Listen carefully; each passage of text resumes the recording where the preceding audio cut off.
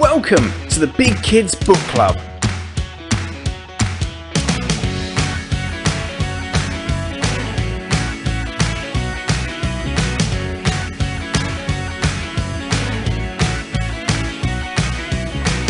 A podcast about all things fictional from middle grade to young adult. So sit back, relax, and enjoy the show. Hey, welcome to this week's episode of the Big Kids Book Club. I'm your host, Marcus, and joining me in the clubhouse this week, we have Jemma Hatt, author of the Adventurers series. Welcome to the clubhouse, Jemma. Hi, thank you very much for having me. Oh, no, thank you for joining us here. Now, we do this with all the authors we are lucky enough to have on the show. But for those people who are maybe listening, who haven't quite heard of you, we always like to get to know our authors. So do you want to just break us down a little bit about yourself, how you got into writing, and your writing journey up to this point so far? Sure. So my name is Jemma Hatt. As you mentioned, the author of the Adventurers series. So the first book in the series, The Adventurers and the Cursed Castle, came out in January 2019. And I'm now on to the fourth book in the series, which is coming out on the 2nd of November. And I started writing, well, I wrote a lot as a kid. And so I used to write stories all the time, just for fun. And then kind of got out of it as I became a teenager and went to university and studied English literature. So I was reading a lot of books, but wasn't writing anything at that point. And then started a career and moved from London to the US. And then I was about in my late 20s when I just started writing again. An idea for The Adventurers and the Cursed Castle, which I was calling something else at that point, came into my head and started writing. And then just left it for about 5 years. So I had half a manuscript that I hadn't finished. Yeah, it was just kind of settling. And then in 2018, just remembered really that I had that story. And I thought, wouldn't it be great to finish that? Even if nothing happens with it, I've written a story then and it's finished and it's done. So it went from there, really. Yeah, it's really nice to hear that because, of course, the idea that, you set yourself out that goal, even when it's not, I know some people like their dream is to be published and stuff.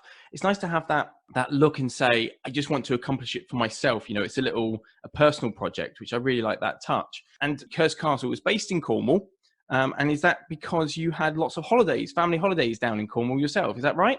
That's right. So my family always used to take me and my brother to Cornwall or Devon on holiday. Most years we would go as our annual holiday. And I just loved all of the caves on the beaches, the really quiet beaches. So I remember going down these rocky paths to these beaches and there'd be about 3 people on the beach, like somebody painting, somebody walking their dog and one other person. And you could see all these openings in the cliffs and all that history of smuggling and things happening and boats coming in.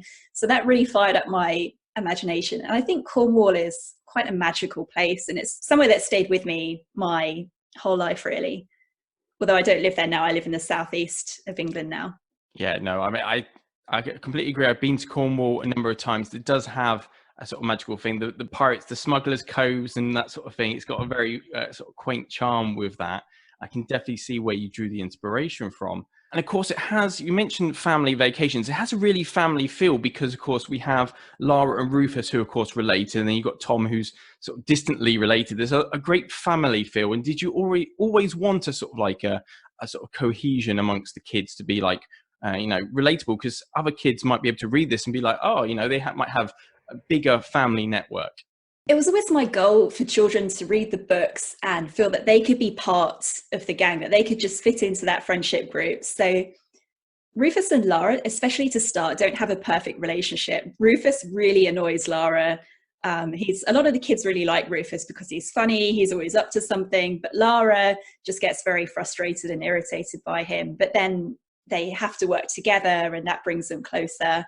So I wanted that family dynamic in terms of kids bickering quite a lot, things not always going smoothly, but they're together and they trust each other and have to work together. So yeah, I wanted the relationship between the kids to feel quite real in that sense and how families and friends get along together. Yeah, and I really did like that. And yeah, I must admit, Rufus, I do like some of his banter is pretty good. But we mentioning relatability there, and hopefully kids read it. Now, one thing that the Adventurers has been really sort of seen to sort of relate and sort of like endure towards is the Enid Blytons, like the famous fives and stuff. How do you feel about like the idea of like you being sort of associated with them, and was that a draw of inspiration for you, like when you first started like dipping your toes into writing the adventurous stories? It's very flattering. So it's not something I, worry about when people say the books are like, Blytons, especially Famous Five and Secret Seven and those type of adventure stories. I used to read all of those when I was younger. They were my favorite books growing up, and they're so enduring. So, if you look on any book sales charts online on Amazon, Enid Blyton's still way up there, so many decades after she wrote the books. And to have readers who enjoy those types of stories, kind of more realistic adventure stories, but with lots happening, lots of excitement, to compare mine to those is very, as I say, it's very flattering. And I think there are some differences. The whole Egyptian, ancient Egypt elements and some of the travel in mine. I think the humour in the Adventurers is slightly different as well to the humour in Enid Blyton books. But I do think that people who have read and enjoyed those type of classic adventure stories hopefully would enjoy the Adventurers as well. Oh yeah, and the one I use, I was describing it to a friend of mine. I use Scooby Doo as a bit of a sort of like a plug, because you've got, well, Rufus is always eating, so he's clearly Shaggy. We've got Barney who fits perfectly in as a dog for Scooby. I like Lara as being the sort of smart, she's sort of Thelma, and Tom's kind of got a little bit of a chip on his shoulder, so he could be sort of a Fred leadership role. So I like Scooby Doo as a comparison. So if anyone out there hasn't given the book a try, but you like Scooby-Doo, I'd definitely give it a shout. But you sort of tipped your hat there, mentioning on the next question I had in mind, which Egypt, book 2, we see ourselves over in the land of the pharaohs. Now, book 1, of course, Cornwall, childhood holidays and stuff, great inspiration. Have you been to Egypt? Was there any sort of like groundwork in sort of like doing some research? I know Lara quotes Howard Carter, and when he's famously finds the tombs in Egypt in book 1. And so book 2, we happen to be in Egypt. Was there a lot of research done for that? I was lucky enough to go to Egypt in 2009 and spent a day in Cairo, going to Giza, to see the pyramids, going to the Egyptian Museum, and really enjoyed it. And there's so much to see there. I think you could spend such a long time there. I've never been to Luxor, but that's another place I'd really like to go. I'd say that Egyptology is something that's always fascinated me. Ever since I was younger, I used to look up how Tutankhamun's tomb was found, and there's so much to discover there. So in book 2, the story and the mystery is based around something that's actually real. There is a hidden temple in Akhmim in Egypt, and it is buried under a city. So there's so many of these mysteries that have yet to be discovered, and that's really exciting to me, and hopefully it's exciting to young readers as well. Yeah, absolutely. I was going to say, because the way you sort of described, I did have an inkling. I was like, I think she's been to Egypt. The way just small stuff like subtle mentions of the traffic and other stuff like that, the heat and stuff. I'm like, I think Gemma might have actually gone, because they're just slight subtle nods, which I thought were quite cool, and they grounded me into the story, which was fantastic. And of course, book 2, we meet Uncle Logan, bless him, who I have to think he's quickly become one of my favourite characters. He's so much fun to write. I think of him as Bear Grylls gone wrong. Yeah. He looks like this action hero, but he doesn't have any of the skills or talent to be one, really. I also like the fact that Uncle Logan, everyone kind of knows an Uncle Logan. The person who just doesn't really have their life sort of like, they've got the Instagram lifestyle, but they don't behind the scenes, it's all barely holding together. Yeah. Yeah, he's an accident waiting to happen. Oh, bless. But book 3, The City of Secrets, we come back to the UK. And that was really quite cool, reading some of the stuff, like the stuff on our own doorstep we don't know about. I love the idea that you went into the war rooms, the underground London. What was the inspiration behind that? Had you like heard about that? Because there are talks of a city underneath the city, but you know, when do you start sort of like scratching the surface when you come up with these mysteries? To be honest, most of the time it's places that I've been to, walked around, and I notice things. So in Churchill's wall rooms, as soon as you go in, there's a glass trapdoor on the grounds, and I put a photo of it up on my Facebook and Instagram, because you walk over and you can see these stone steps leading down. And I immediately thought, what's down there? I need to find this out. So I couldn't go down there, unfortunately, but did some research afterwards. And that's where there's miles and miles of underground tunnels. And there's rumours about one passage leads to Downing Street, another goes towards Charing Cross Station. And then there actually is a hidden platform, a closed off platform in Charing Cross Station as well. So there's so much secret stuff there in London. You don't even have to make a lot of this stuff up. It's just there, it's hidden, it's closed off. And those types of things are really fascinating to me. I love the idea of going places where you shouldn't really be, you know, where stuff's closed off and hidden and locked away and people haven't been there for a really long time. That's always been something that's interesting to me. It gives you so many opportunities to create mystery and excitement as well. Yeah, and I think there's also a lot of points, you know, people reading this might be aware of London, but actually the idea that there's something hidden, you know, the tombs is such a, you know, Egyptology has such a glamour to it, but the idea of there's something underneath your feet, you know, underneath, you know, the bare cobblestones brings it really close to home. And I think it gives it an extra sense of intrigue. And speaking of intrigue, recently you have just announced, we made a little announcement at the beginning of the show, but you managed to do a quick drop as of recording this only a couple of days ago. We got to see the new cover for The Adventurers and the Continental Chase. Do you want to talk us a little bit about what's going on with book 4? Yeah, so it takes place a few months after the last book. So it's the Easter holidays, and Uncle Herb has won a holiday in Portugal that he doesn't want to go on because he doesn't really like traveling anywhere. And he didn't even mean to enter this competition. It just happened. So it's a chance for the adventurers to go on the holiday instead.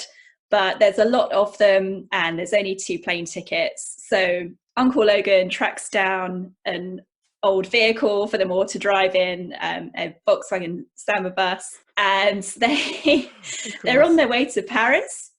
They hear from May, who's in Paris with her brother Karim at an Egyptology conference, that there's some strange things happening in Paris. There's a mystery. May has her suspicions aroused. So they take a little detour to go to Paris, and then there's a kidnapping, and the adventurers go on a chase all throughout France, Italy, and then over to Portugal on the chase of these kidnappers who have their secret amongst themselves as well.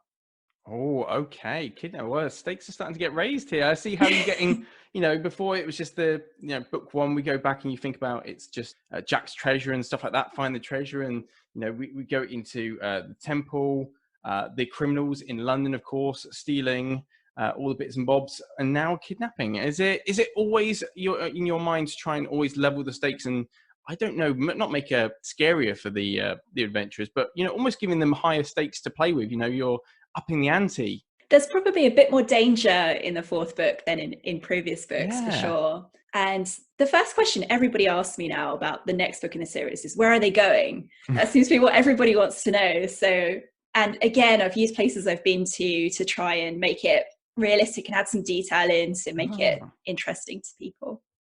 No, I really like the idea that you're grounding that in something that you already know. Absolutely. And I already picked up on that. I hinted that in book 2 with the traffic and the weather and stuff. So I'm really excited to see what happens with that. And the date that's going to drop again, just, I'm sure we've already said it once, but let's just say it again. On the 2nd of November. Absolutely. It's the 2nd of November.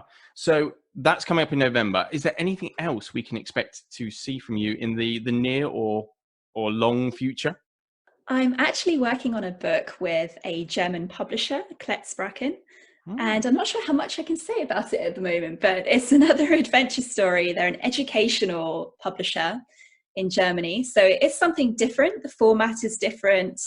And although they're an educational publisher, it's something that hopefully readers in Germany will find very entertaining still. That's the goal. So that should be coming soon as well. But one thing I am really happy about is I'm working with the same illustrator who designs the covers for the Adventurers series, and he's going to produce a fully illustrated book for the book I'm working on with Kletzbracken in Germany. So I'm excited about that. That is exciting. Oh, wow. And are you a fluent German speaker, or is it being translated for you, or? I can't speak a word of German. It's actually going to be an English book, but for students studying English who want to read something to help them learn English, but there's also hopefully a fun story as well. Right, I got you. That's very cool. And actually, that's a side of publishing people don't think about, the idea that actually like books that are easy to translate and understand for those people first dipping their toes into the absolute mess that is the English language. But wow, that's really exciting. So yeah, so watch this space. Yeah, absolutely. More news to come on that one. Okay, right. Well, that's obviously a secret. That's a mystery. That's a mystery. And the flavour that everything else today, the Adventurers. So we have the Adventurers coming up 2nd of November, the Adventurers and the Continental Chase. Very exciting times. Well, unfortunately, we are looking like we are running swiftly out of time. But let's not go anywhere until we can tease you guys with an adventure on your own. Yes, it's competition time. Ladies and gentlemen, can I please have your attention? So this week's competition, we are giving one lucky listener a chance to win a signed, yes, you heard me, a signed copy of The Adventurers and the Cursed Castle. If you want to be in with a chance to win this, all you got to do is go onto Twitter and find us at Big Kids Book Club. That's all one long, lovely word. And basically send us a little tweet with the hashtag Adventurers Comp. Again, all one long word. In that, Adventurers Comp, and tag in 3 friends that you would like to take on an adventure of your own. If you want to tell us where you do want to go on an adventure as well, that's absolutely fine. But give us that hashtag 3 friends, and you could be in a chance of winning one lovely signed copy. Gemma, exciting? Absolutely. Yeah, Gemma has been very nice, and she's going to sign up a copy of this for one lucky winner. But unfortunately, we are now out of time in the clubhouse for this week. Gemma, thank you so much for coming on the show. Thank you for having me, and happy adventuring, everybody. Thank you. And for all our lovely listeners, until we see you next time, keep on reading.